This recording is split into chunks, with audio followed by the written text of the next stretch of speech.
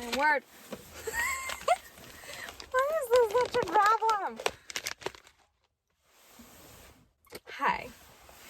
I'm filming in my car because I'm going to a friend's house and it's almost sundown. And if I went home, it would be dark. So I'm filming in my car. And you're propped up with a pack of gum in order to have the angle correct, and it keeps falling down, but we will hopefully make it through this video without it falling down. So I'm a big Pinterest girly, and I saw a quote on Pinterest the other day. I just call everything a quote because I don't know what else to call it, but someone was saying that she noticed she was feeling sad a lot. And she was like, why am I feeling sad? Like, there's no apparent reason for me to feel sad. I'm sitting in a park and I just noticed there's this couple swinging on a swing together. Like a bench swing. That is so cute. Anyways, she was just like, man, why do I feel so sad? Like, all the time. There's no reason for me to be sad.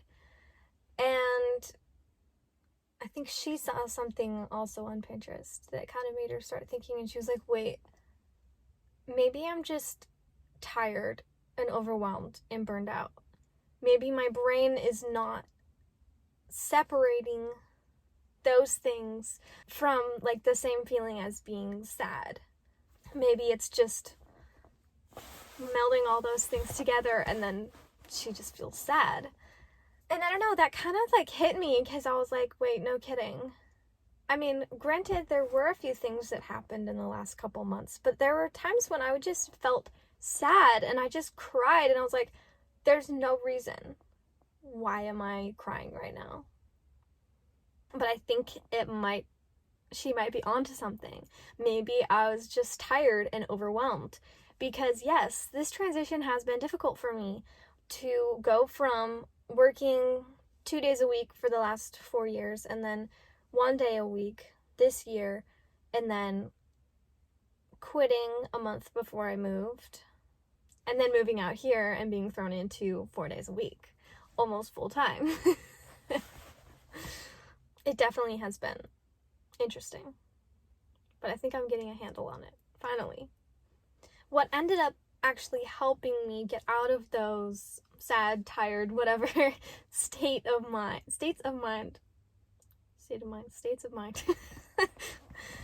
was making time and prioritizing things that I enjoy. So for me, that was reading or putting on some music and cleaning the kitchen, putting my laundry away. I get a lot of satisfaction and calmness from those more mindless, but I mean, reading's not mindless, but just like tidying up my space, pouring into my own cup, those kinds of things are what really help me when I'm feeling overwhelmed or stressed. And for the first month and a half or so, I was not making time for those things. Like, I started a book in November and I just finished it this last week. And it wasn't even that long of a book. And there were times that my laundry would sit in the basket until the next week when I needed to do laundry again and dump the rest of my clean clothes onto my bed so I could put the pile of dirty clothes in the basket to take it and go do it. Or like dishes would pile up in the kitchen and there was like a baking pan that was sitting on my stove with water in it for like 3 days before I actually got around to cleaning it out. It's times like that when I start not having time for the little things and like keeping my space tidy that I realize, okay, wait, I need to slow down. I need to change something. I need to cut something out so I have time to clean up and prioritize some of those things. And I don't like to use the argument that I don't have time because I always have time. I just choose to spend it in other ways, which is another thing that I want to touch on. Since I was so overwhelmed and stressed, my first reaction when I'd get home from work was to sit in the chair and scroll Reels or TikTok or Pinterest and just an hour goes by and I don't honestly feel any better. Like, our brains are so wired to think that that's gonna help, but it doesn't. But if I instead leave my phone in my purse for an hour and clean up, make myself dinner, I feel so much better. I was actually just talking to a friend about this the other day. We were like, why are our brains wired to think that scrolling endlessly is going to make us feel better? It never does. The little dopamine hits don't ever last. They don't ever actually make you feel better. And often, sometimes you feel worse because now you feel overwhelmed and you just wasted a bunch of time. Something else that really helped was reframing my mindset. Because for a couple weeks there, I was so laser focused on trying to figure out how I could cut back my hours at work and still afford everything that I was really not enjoying work.